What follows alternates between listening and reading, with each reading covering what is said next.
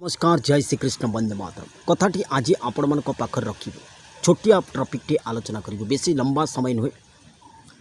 जड़े पचारुले 14 तारीख कौन है 14 तारीख से है मार्च 14 तारीख नॉर्थ कोरियार मुख्य किम जोंग उन 10टी इंटरकंटिनेंटल बैलिस्टिक मिसाइल फायर कले जहाँ जापान समुद्र में पड़ा मु कौन कही कोरियार ना चर्चा को आसब ही आसब आसला डेफिनेटली पूर्व वीडियो कही जो 2026 न होता ता पूर्व कही जे ईरान वेनेजुला कनाडा कोलंबिया इस्राएल आउ अमेरिका को नजर मत हटाओ वहाँ जाइतिला कि नहीं ये सर नो वहाँ जाइतिला मु कौन कही ईरान इस्राएल उपर कौन स्ट्राइक कर दो इस्राएल ईरान उपर स्ट्राइक कर और स्ट्राइक कहुला कौ डेट 28 तारीख से 28 तारीख रे हैला फेब्रुआरी 28 ये सर नो टाइम दिया जाइतिला कि नहीं 28 तारीख रे हैला। द्वितीय कथा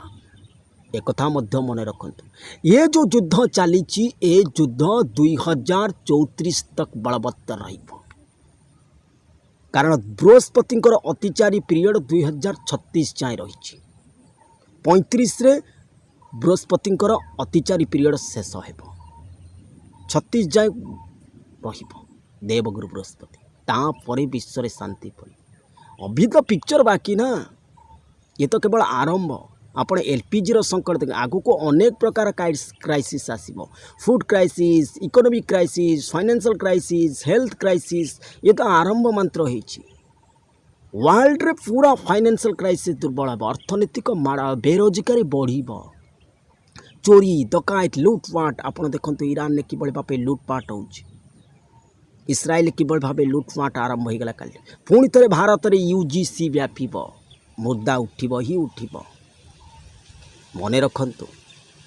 तेणुक ये जो 20 तारीख जदि ये युद्ध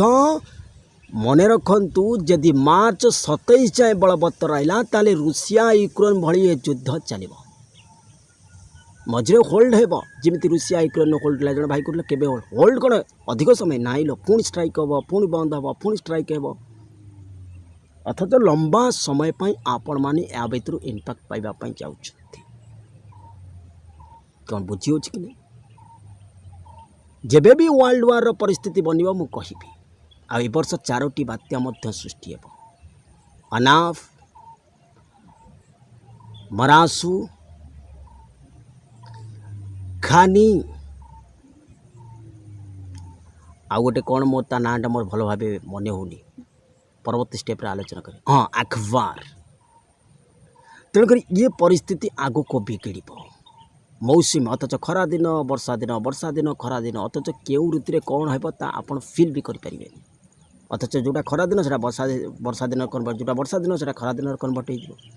आगु को धीरे धीरे प्रक्रिया आरंभ हो अथच ये 75% क्रिएट 75% क्रिएटिविटी मनीष द्वारा होता है आ 25% क्रिएटिविटी प्रकृति द्वारा होता है आप देखिए जो वर्षा स्थिति आप 15 तारीख 16 तारीख आरंभ हो तेणुक ये स्थिति आहुरी बिगड़ हालत आहुरी बिगड़ चरम सीमार पहुँच अथच परस्पर प्रति हिंसा भाव हम इगो जोटा राग आपण मैंने कहते बॉर्डर रिलेटेड अथच बॉर्डर रिलेटेड चरम सीमार पहुँच जो देश सहित जो देश आगुरी पुराना बद अच्छी कनफ्लिक्ट बढ़ बॉर्डर कनफ्लिक्ट रास्ता रोक आंदोलन टेररिस्ट अटैक ब्लास्ट जगह जगह इंटरनेट बाधा यही भाव घट अथच फूड क्राइसिस आगु को आसूची क्राइसिस बढ़ो आप एप्रिल देखिए खाद्य संकट आसो खाद्यर दरदाम उच्चा रेट हो जहाद्वारा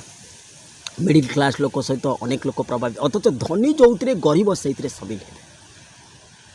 गोटे रास्तार सब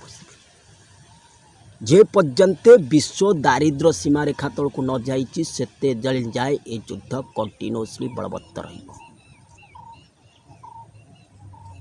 कौन बुझे कथार कहना बहु चाली न जाने लो पाद पड़ू थाए बंका जो दिन बहु सड़की चलो घरे पड़े डका हका से जाए चलो ये तो केवल आरंभ देखी चलते लंबा युद्ध किभली आप धीरे धीरे कनफ्लिक्ट बढ़ ନୂଆ ୱାର୍ ଫ୍ରଣ୍ଟ ଖୋଲିବା ଭିତରେ ଅଥଚ ଚୀନ ତାଇୱାନ ନ ତ ନର୍ଥ କୋରିଆ ଜାପାନ ନ ନର୍ଥ କୋରିଆ ସାଉଥ କୋରିଆ